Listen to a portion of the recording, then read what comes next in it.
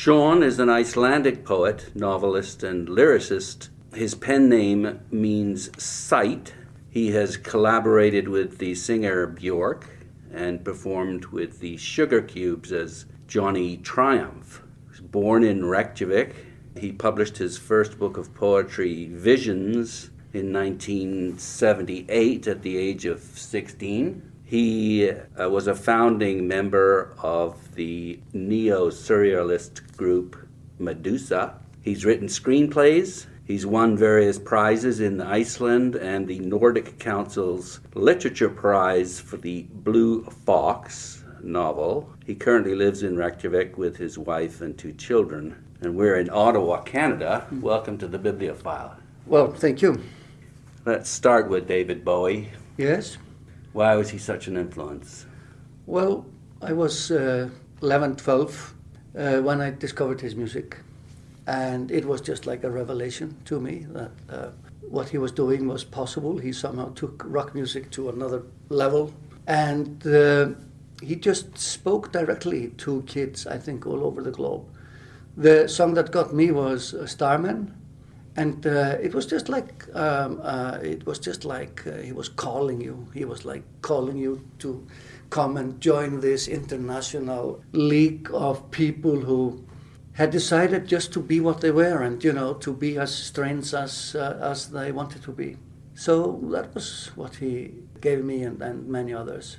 And I became absolutely infatuated with him and massive fan. I wallpapered my room with posters and pictures. I hunted down every interview I could lay my hands on, which wasn't that easy in the mid-70s in Iceland. But we got some English and German music papers, mostly. So I started reading everything he said, I read the interviews and I more or less taught myself proper English to be able to read the interviews and to read the lyrics. That's an interesting motivation. Yes, we learned some English in school, but I really had to take another step to be able to read the interviews properly and to understand the lyrics. That's a profound influence, isn't it? Oh, yes. He was very much an educator, you can say. You can also call it name dropping. But in every interview he mentioned books that he was reading, films he had seen, musicians he was listening to. And if you're a dedicated fan, you just go and you try to get your hands on it because you want to be listening to the same things as your idol is listening to, and you want to read the same books and see the same films. So he really put me and so many of us on a cultural mission.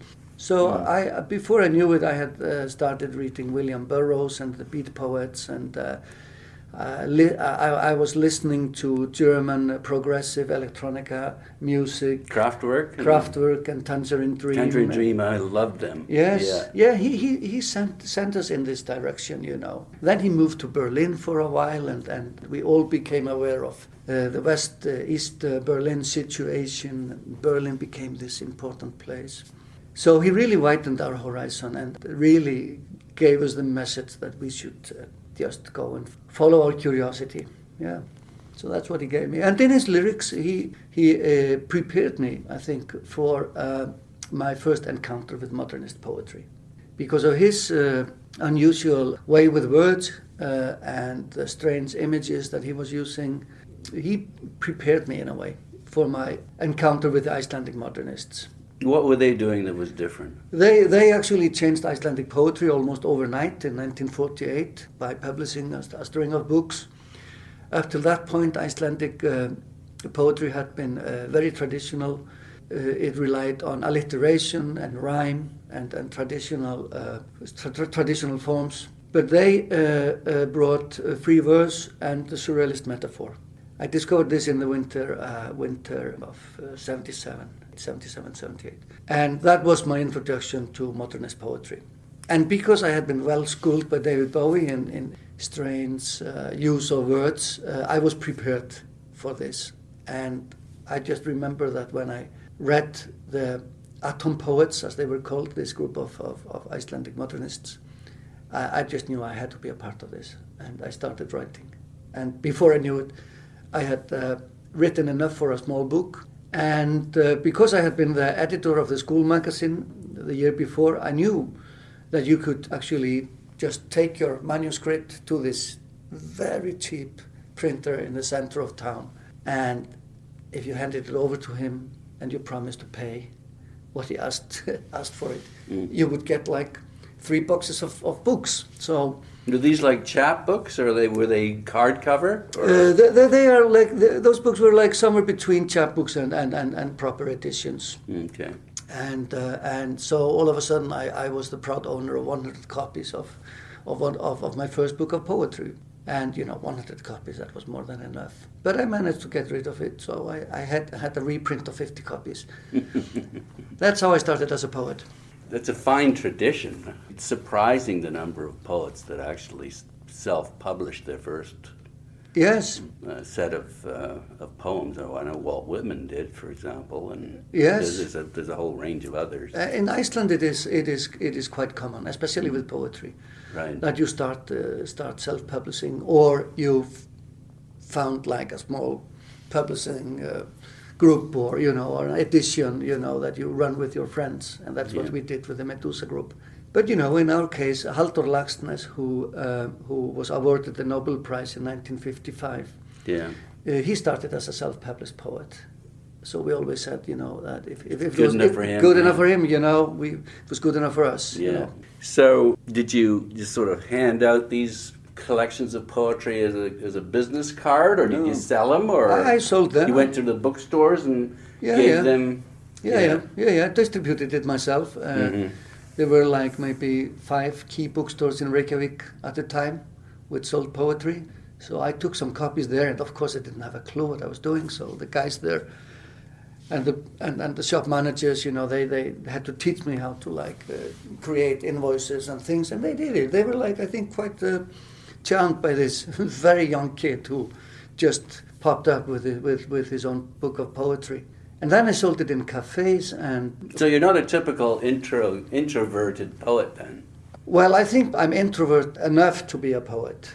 I'm really like 2 characters. When I'm writing, I really need my privacy. I need the isolation. That can, when I'm working on my novels now, maybe I might isolate myself for 3 weeks and work, 16, 18 hours a day, and I couldn't do it if I were in contact with people at the same time.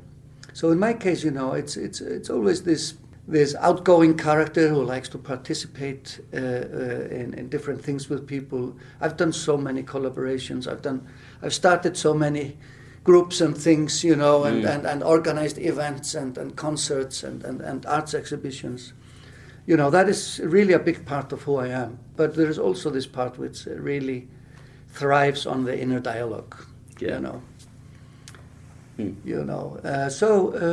It's a pretty good combination. Yes, I think because you can create something, and then you can go out and tell the world about it. Yeah, I wasn't shy with my book, and one of the best spots to sell it was actually the bus from my neighborhood, which was just outside the center, and which was like one of the first projects, you can say. It was considered quite a tough neighborhood at the time. And it was a 20 minutes drive from my neighborhood to the center of town on the bus. And I used to sell the books on the bus. So I just walked around the bus and sat down beside people and said, well, guess what, I've just published a book of poetry, and this is the book, and would you like to take a look? And if they said no, then I said, well, I'll just read one for you. Anyway, and I sold quite a lot of copies on the bus, because people were stuck on the bus with me for 20 minutes, some of them. Yeah. So this was in 78, and a year later we founded this group, Medusa, which was founded around ideas of surrealism and European avant-garde, you can say. Yeah, let's look at surrealism. What's your definition of it, and how did it affect you and your poetry? Well, in the beginning it was the excitement of the surrealist metaphor. What's that? It's this combination of strange things when you bring together. I mean, at heart, surrealist poetics are about the metaphor. And André Breton, the founder of surrealism, he took as an example the sentence by Comte de Lautréamont, from his book called Le Chant du Maldoror, where Lautréamont says he was beautiful as the chance encounter of an umbrella and a sewing machine on a dissection table. So this is the absolute surrealist metaphor, and this is at the core of the surrealist ars poetica. And there is something very excited about creating images like that with words. Mm-hmm. And so at the beginning it was very unexpected. Very unexpected, very rebellious, very much taking language to the limits of what is understandable and beyond that, really. Yeah. And for a kid, that was very exciting. You know, at the same time, punk had come into my life, punk music and the punk movement, you can say. Some have actually suggested that Bowie was partly responsible. Everybody loved Bowie. He was one of the very few older musicians that the punks respected. They just kept their love for him, throughout. So there was a sense of rebellion there and organizing around an idea. So after having been mostly fascinated about, let's say, the surface elements of surrealism, the surrealist metaphor and surrealist painting, of course, in the form of Salvador Dali and René Magritte and Max Ernst and these people, then I started looking at what the surrealists had been doing, and of course they had been like this very rebellious political movement as well, and that fed into the excitement that punk was bringing. So when we founded Medusa, or started Medusa, which was a group of 7, we called it a movement. So it was a movement of 7. There's a group of 7 in Canada. And important painters. Yes. 7 is a pretty. Did you settle on 7 and say we're having no more members, or it just happened that there was? It happened, that we in the end we were 7, and there were some people like circling around the group who never joined the group. There was never a way of joining the group, we could have been much more, but we never became more than 7. Mm-hmm. And then we started organizing exhibitions and performances, and we joined forces with emerging musicians on the new wave or punk scene. So we did things where we combined rock concerts and poetry readings and things like that. And that the thing that blows my mind is that there's only 330,000 people in Iceland, and yet you've made quite an impact on the rest of the world. Yeah, there's 330, maybe 340,000 of us now. It's possible there were 270,000 in the 70s. I mean, that's not even. I mean, Ottawa, the Greater Ottawa area, is 1 million, and the city of Ottawa itself, specifically, is about 300,000-400,000. Yeah, one of the things that happens in a small city, we call Reykjavik a city, is that if you want to do something, you just go out there and you do it. There is always an opportunity. Freedom. There is an empty space somewhere where you can organize a concert, or another space where you can you can start a makeshift gallery for a few months or something, and you just go there and do it. And because in a small society in a small country like Iceland, you're never doing those things with any expectation of financial return. You just do it because you want something to happen in your boring little city. But is there a greater percentage of the population that's artistic in Iceland than the rest of the world, or what? One of the things that might explain why we have such a big number of people trying their hands at arts in Iceland and stepping forward as musicians or writers or visual artists or filmmakers or dancers now or what have you, is that that it is respected. It's respected that that this is something that you should try or you could try. Yeah. So when I published my first book at the age of 15, turning 16, nobody said, well, what is he doing? Nobody said to my mother, is he okay? Yeah. It was just okay, he wants to publish a book of poetry. let's see what comes out of it. Maybe he will only publish this one book of poetry and then become a teacher or or a plumber, or but there's, God knows what, and then years later he will look back on this book and maybe feel a little bit embarrassed, but happy that he did it anyway. Yeah. So there's an accepting environment. Yes. On one hand, there is an accepting environment, and the other, there is a great tradition of collaboration. And my generation took a great advantage of that. For example, I never saw any difference between writing poetry and publishing it in books, or going on stage and shouting it with punk music, There was no high or low or respectable way or unrespectable way of delivering your poetry. My friends were in bands, and I sometimes envied them, Well, they had more girls, did they? No, they didn't get more girls, Poetry has always brought you girls in Iceland, and boys if you're a girl, or if you're looking in that direction. So poetry is sexy in Iceland.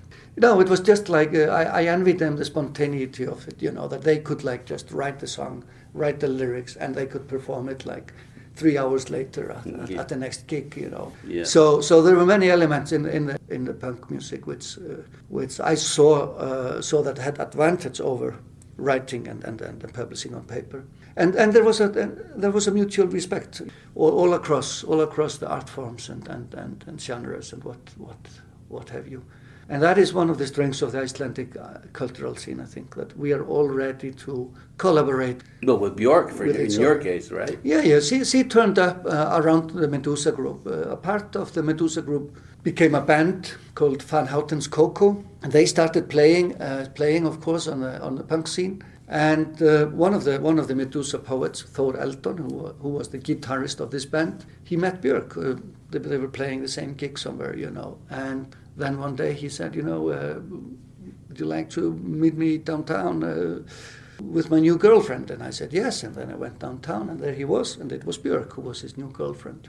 She was 16, we were 19, I think. And from that moment, she became one of the main satellites of the Medusa group, and she participated in some of the things that we did. We started collaborating in those years, really.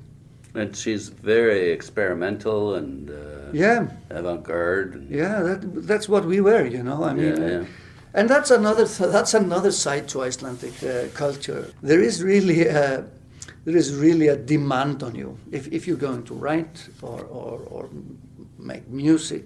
There is a demand on you that you do something new, that you try to expand, the art form, and you try to. So what? You start booing you if it was the same old? They wanted to. Yeah, nobody wants a young poet to be too traditional. I mean, we expect our young poets to challenge everything that has gone on before. And I must say, in connection with that we are very proud of Guy Madden, the Canadian filmmaker from Winnipeg. Yeah, from Winnipeg. He's of an Icelandic origin. And we are very proud of him because we think that he is a good example of the Icelandic spirit in arts. Just do what the hell you need, and never ask and never look back. Just go and completely transform your art form, and that's what he has been doing in his films, and we really admire him. Another aspect of Icelandic art is the fact that, and you called it just sort of a magpie, going around and decorating your nest with beautiful things, but borrowing. Yes, when you're an island, you are used to things drifting onto your shores from somewhere, and you just try to make whatever you can of it, and you might discover completely new ways of using things, because you simply don't know what it was made for, and we have been very good at taking on all sorts of influences from surrealism, I bigger guess. culture, and then just doing whatever we need with it. Surrealism has, for example, in Iceland helped renew our poetry. It also helped us renew the tradition, because Surrealism opened up a new view on many aspects of our literature, which had been forgotten or put aside, because they never fit in anywhere, especially, after the academians took over organizing and defining the Icelandic literary heritage. There were pockets there of strange poetry that had come to us down through the ages, which they didn't fit into the academics' view of what was good literature. Yeah. Okay. So for example, what we did was that we looked more at the folklore rather than the Icelandic sagas. So we looked for the more folksy things, the superstitions, the horror stories, which fit in with surrealism and we wanted like the extreme things we were trying to make. You mentioned somewhere that the folk tales are like the real people, whereas the sagas are more like the rulers. Is that differentiation? The sagas are in a way from the beginning academic. The sagas are written by the learned elite in Iceland, and they are fantastic. What's your favorite? My favorite is Egil saga, the saga of Egil. Egil was a poet and a warrior. Egill. Okay. Egil Skallagrimsson. And he was this fantastic combination of a poet and a warrior. He was on his father's side. He descended from berserkers, bear warriors, and werewolves. So there was always very much of the beast in him. But he had this amazing mind and amazing way with words. He was very ugly, but his mind was full of beauty. He's one of my favorite saga characters, and his book is wonderful and wonderfully written. He wrote a book? No. It's a book about him. It's a book about him. Okay. But the book includes many examples of his poetry, and which is attributed to him. We can't know if he really wrote it, but this is poetry that 300 after his death is attributed to him. We know a little bit about what he actually did with words, and then we have his story, which, of course, we have to take as it is. But it's a beautiful story about a man who is the greatest warrior and then loses everything and is denied a warrior's death. A warrior should die in a battle, but Egil dies of old age, which was the great tragedy for a Viking. And he's ashamed of that? He's struggling with it, He doesn't take his own life, but he's getting incredibly grumpy and strange, Because he wanted a war? He wanted excitement, and his last wish was that his son, I think it was his son, rather than his grandson, he wanted him to take him with him to the Althing, to the parliament. And they would bring Egil's coffers of silver, and Egil was going to stand there and throw the silver over the gathering, and enjoy seeing them fight over it. Okay. Mm-hmm. So he said they pretend they're civilized and that they have this parliament of theirs and rule of law. But let's see what happens when I throw my silver into the group. Good. But he died before he could do that. But that was like the last thing he was going to do. A wonderful character, and the book has this amazing combination of incredible brutality and poetic beauty. And is this? I mean, there must have been a very good translation of this. Who did the best translation of it? We read it in the original. Those books were written in the 13th century. In Old Icelandic? Or? Yeah, they were written in the Icelandic. They spoke and wrote in the 13th century. Right. And we can still read it. Okay. We can still read it. I've got here with me, because I was reading it on the way over here to Ottawa, I've got with me a 13th century translation of a medieval poem. And I can just read it, Without any trouble? Yes. Because, we can read Chaucer, but it's a challenge to read Chaucer in Old English. This is also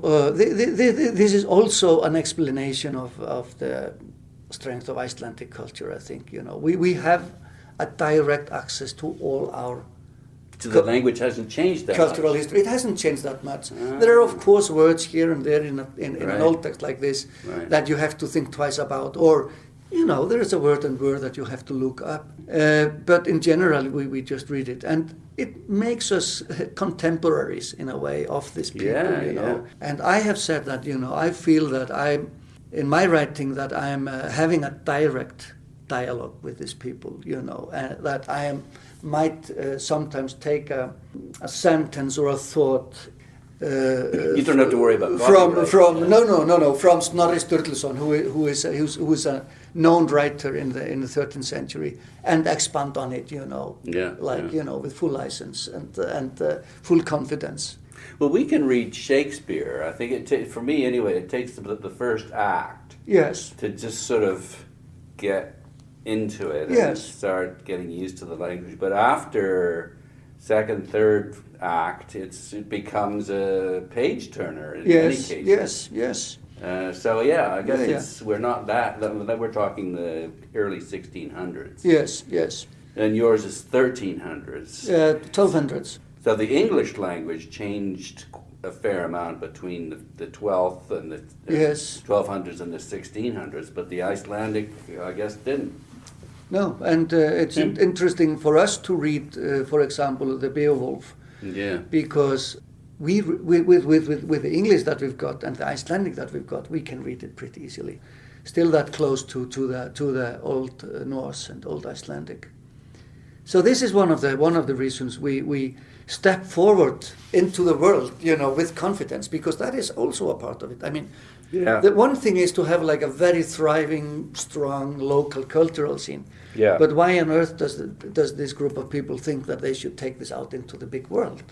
Yeah. One of the reasons is that because of the Icelandic sagas, and because we know that it is world literature, that is something, those texts are something that stand comparison with Shakespeare and Dante and Cervantes, and you just name it. Those texts are on that level of sophistication and linguistic command, Sophistication. This is like, I've always said that this is like our gold, what would you call it? Our gold reserve, We always have the sagas. They're our gold reserve, And no one can take them away from you. No, it's there. They are our Mona Lisas, They are our cathedrals. They are our Beethoven symphonies, whatever.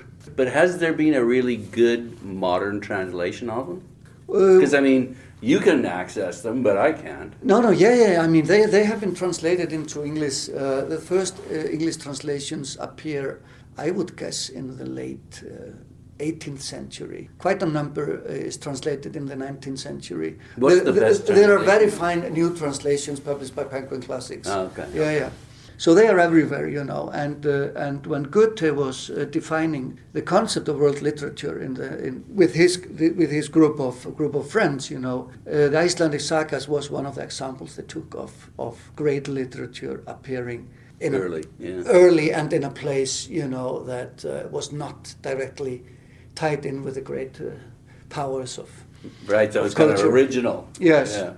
But of course, Icelandic sagas are written because of the scholarship and a level of education that existed in the country at the time. Our first bishops were educated in the Cluny monasteries in France and maybe northern Spain. So they brought with them to Iceland as early as the late 11th century. They bring the knowledge of writing books and making books and manuscripts. They bring the Latin, of course, and astrology and everything. So we really had centers of education in Iceland very early on, and the sagas they come from that environment. So today we step forward, because we have this gold reserve. Halldór Laxness, he gets the Nobel Prize in 1955. So he renews our license, in the world of literature. Well, he gives you what, confidence? Yes, he gives us confidence, and somehow he proves that you can still, that this gold reserve is still, it's there, and that it's still sparkling. It's still sparkling, And then, of course, the sugar cubes happened, and Björk continued. So for music in Iceland, that was like the great proof that we could bring something of worth into the world from that side of culture. So we just go into the world and say, this is what we're doing, Yeah, well, it's been hugely successful. I'm interested to read that you're fascinated by beginnings. You've said that in the past, and it's funny because I've just come from an interview with an American poet, well-known and well-regarded, Alice Notley, who's also fascinated in beginnings. So what is it about beginnings that are... You talk about cradles and creation stories, fairy tales, strange things, that kind of thing. Well, trying to make sense of reality. Yeah, well, I'm just fascinated by the fact that man has, for as long as we've known that creature, has been able to make sense of his origin and the origin of the universe. It is really, really strange that no matter how small the culture, how remote the culture, they will have a creation story. And they will have a creation story that matches... Similarities across the board, you mean? Across the board and across centuries and millennia.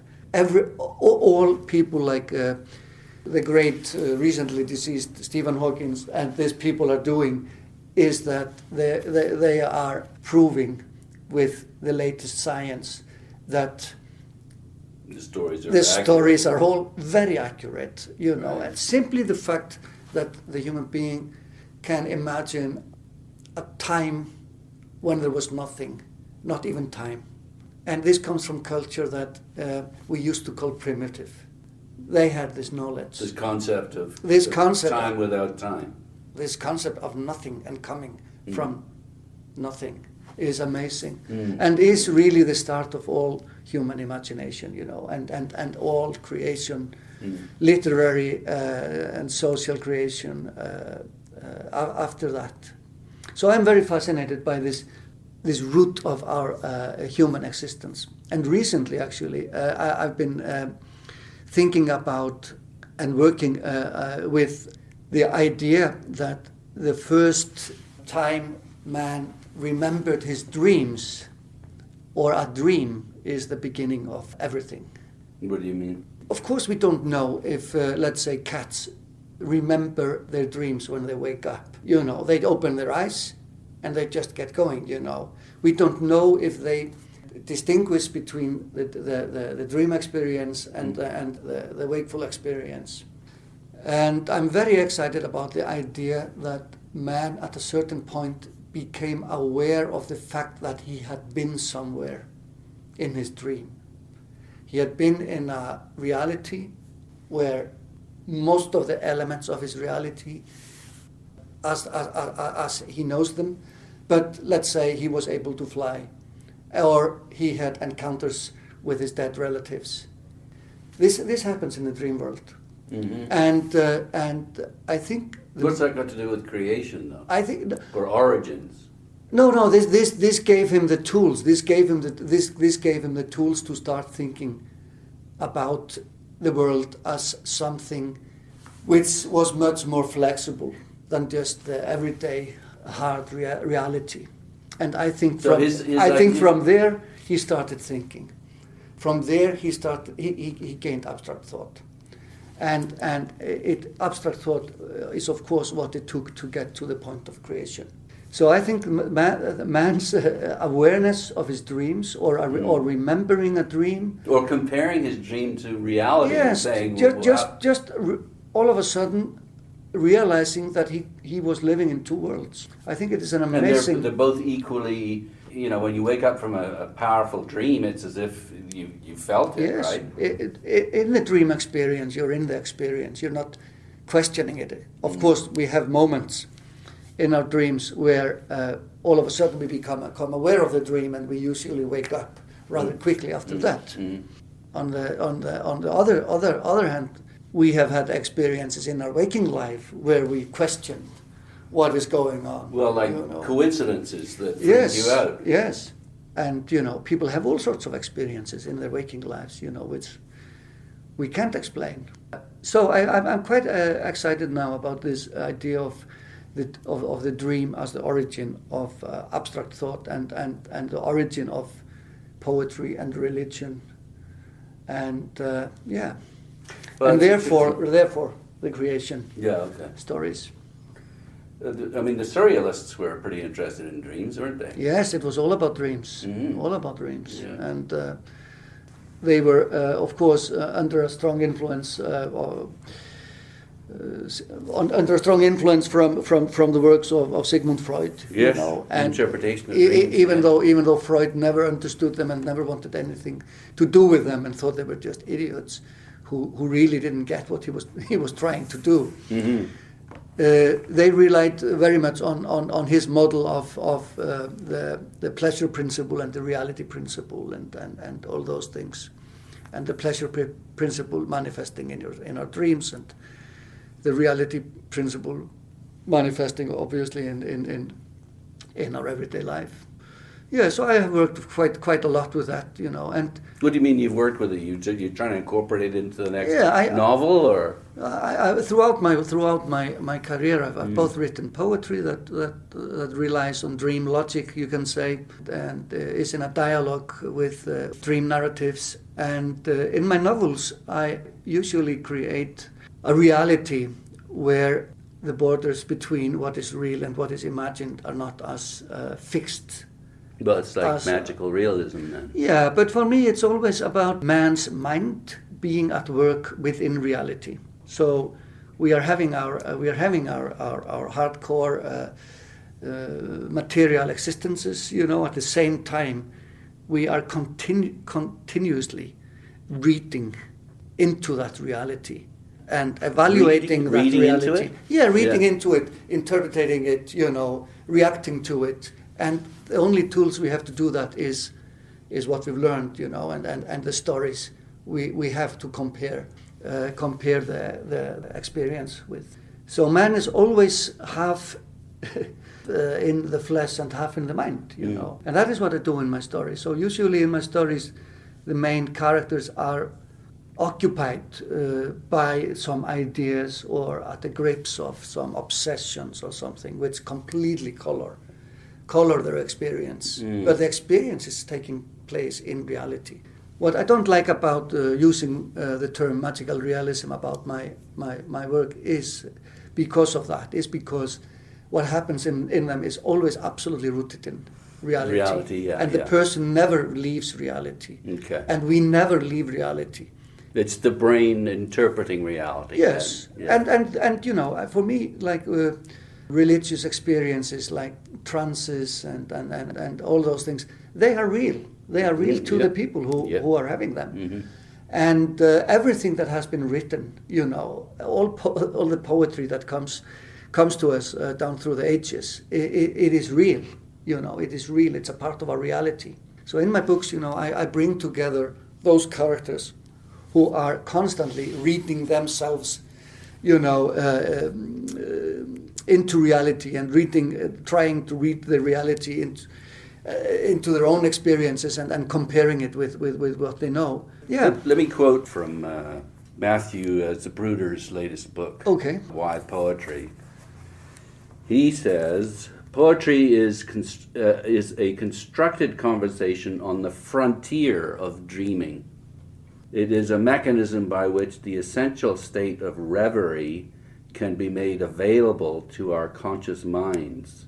By means of the poem, we can enter this state of reverie with all our faculties alert and intact. Poems make possible a conscious entry into the pre-conscious mind, a lucid dreaming. What do you think about that? I think it's fantastic. Because I will go and get that book now. Yeah, it's very good. Yeah. No, this is what I'm talking about, and about when I'm talking about this moment where the dreams became a part of our reality and conscious mind. Well, and storytelling is a way that we use to try and make sense of reality, right?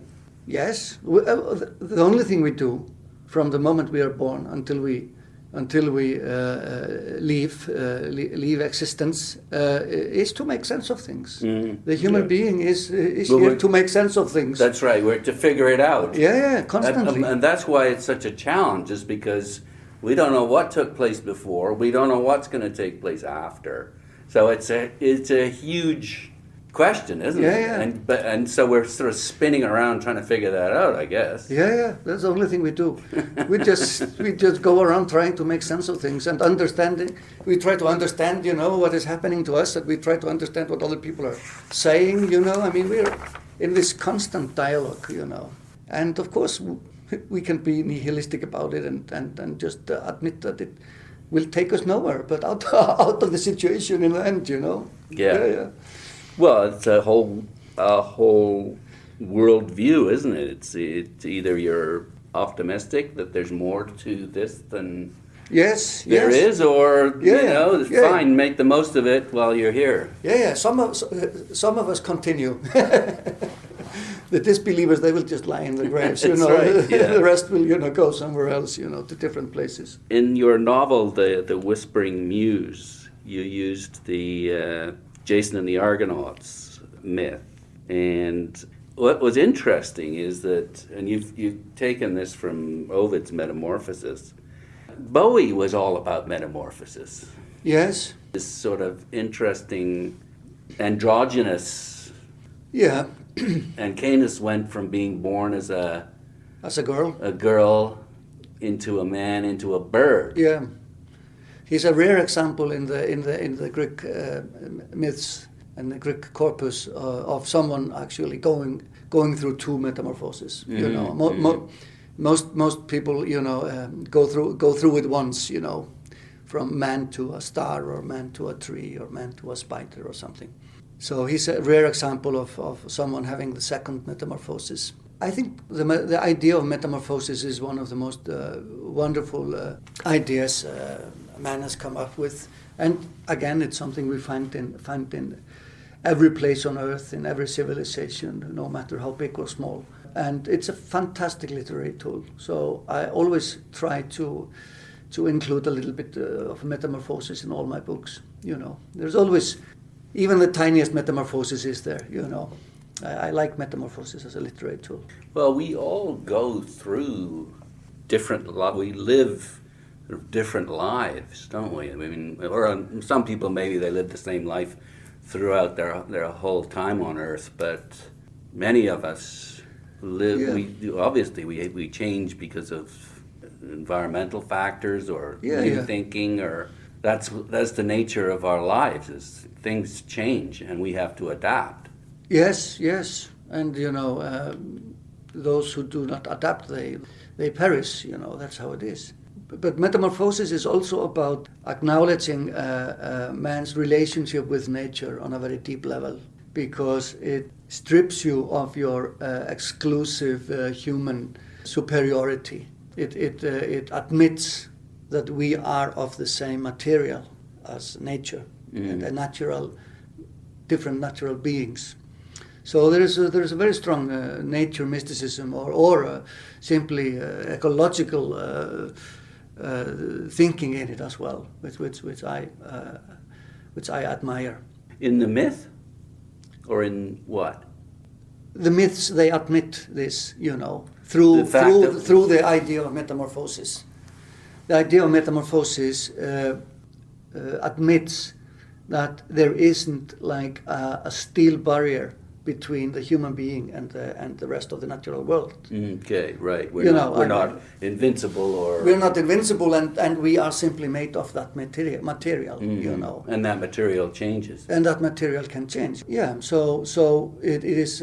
It's a humbling experience to go through a real metamorphosis as they do in the Greek and Roman myths, and then in all the different mythologies and belief systems. We know if you go through a total metamorphosis, it's a humbling experience. Yeah, well, you often have to start from scratch. All of a sudden you're a wolf. Now you have to to survive as a wolf. Right. You have to figure out what wolves are supposed to do. Yeah. Where is your next meal? That's right. Congratulations, by the way, on the future library project. Well, thank you. That's a forest that they're growing, right? And they've got different writers who are contributing to this time capsule. Yeah, it's a 100-year project, and I was the third author to take part. Your very own Margaret Atwood was the first. Yeah. And it is the brainchild of a Scottish artist called Katie Patterson. And the idea is that every year for the next 100 years until 2114, an author will contribute a text to this future library. How long is the text? It can be anything from one word to whatever you're able to write in 5 months or so. Okay. And we are not allowed to even hint at if we wrote a word or a whole novel or a play or a cycle of poems. The secret. It's a secret. So what they did was that they cleared the ground in a forest north of Oslo, and they planted new trees. Those trees will grow for 100 years, and then they will be chopped down and used to make paper for the anthology of the texts, and that is when the library comes into being as a library of books. And how's that? The books. I mean, there's going to be one anthology, or is there going to be a whole bunch of them? I guess there must be, if there's 114 or so. There will be 100 books or 100. I don't know. We don't know how they will handle the publication of it in 100 years. There'll be a location there. There'll be in the new city library in Oslo, there will be a room dedicated to the library, the future library, and the room will be actually paneled with wood from the trees that were felled to make space for the new trees. Yeah. So it's all very sustainable and organic. And one of the things that happens when you're asked to do this is that you're forced to think about the future. You're forced to think about the language you're writing in. You're forced to think about if there will be books in 2114. We don't know. Yeah. Maybe this will be a unique experiment in the year 2114 that somebody actually chops down a forest and from the wood they make paper and they print books like in the old days. We don't know, but it's been said that projects like this, they are a part of what you can call cathedral thinking, which is when we come together as generations to create something, like the great cathedrals in Europe in the old days. That's right. You never know what it's going to turn out to look like after. Yes. Well, not that there's the architect's plans, but all sorts of things. It takes hundreds of years to make them. Yes, right? yes. Yeah. And in our times, with climate change happening and, the warming effects of the climate change and the great upheaval we're going to see in the next years because of that, with human... the human species all of a sudden, just like moving across the planet in search of a place to live. We will see masses of people, refugees, migrating, from all over and migrating. I mean, of course, like in California, the rich will move as soon as they can. They will buy their way out, and they will buy a place somewhere where they think they will be safe and have access to the necessities. But then they will, of course, leave the poor behind. And then the poor will get on the road as well, and they might come up here to the north, to Canada, You will get Californian refugees here, climate change refugees. It's true. We'll have the climate of California, too. Yes. So this is happening. And so I think projects like the Future Library are important in helping us remembering that we can think as a group about the future, and we can create the future together. I'm glad we talked about sort of a physical location, because one of the projects that I've been working on over the years is literary tourism, and you're connected to the city of literature. Reykjavik was an early one, I guess. Yes. Can you tell me a little bit about that concept, the City of Literature, and what you've done in Reykjavik to promote it and to attract people to the city? Well, literary tourists. Yeah, well, this is a UNESCO project, and I think Edinburgh, Dublin, Iowa City were among the very first literature cities. Cities of literature. And to become a city of literature, you have to be one already. That is the thing. Yes. So you have to prove your worth as a city of literature to the committee that selects those cities, and the cities that are already there. They also have their say in which new cities join the group. What you have to do is to do research into the history of literature in your city. You have to demonstrate that your city is a city where literature is respected, where authors are an important part of the history of the city, and they have been important in defining what the city is, and you have to have a culture of libraries and bookshops and all that, So it's really, you have to examine your city. You have to test your city. Is your city really a city of literature? There have to be literary festivals. And in 2011, the capital of Iceland, Reykjavik, became the first city outside the English-speaking world to become a city of literature. And you have to maintain it as well. It's not like you are awarded like this title and that you can just keep it forever. You have to maintain your status as a city of literature. And obviously, in our case, literature is a big part, I think, both of our self-image and the outside view on our country. We are known as a country of book-loving people, and we've been that for almost 2 centuries now. Yeah, I think so. So it was a proof of that. So what should I do when I go to Reykjavik as a literary tourist? What's there for me to do? What is there for you to do? Okay, there is there are of course places you can visit, like the house of Benedict Gröndal, who was a naturalist and a poet. You can visit his house in the center of Reykjavik.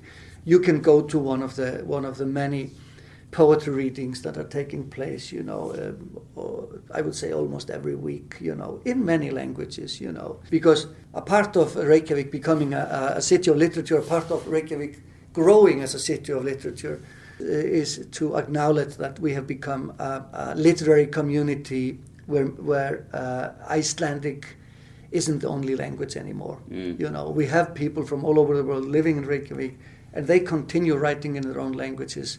And it is, let's say, the duty of the City of Literature to welcome them and help them find a way into the existing literary community and then support their activities. Is there an annual literary festival? We have a biannual international festival, which has been running since 1985 or something like that. So it's quite an established festival, and it's in the fall.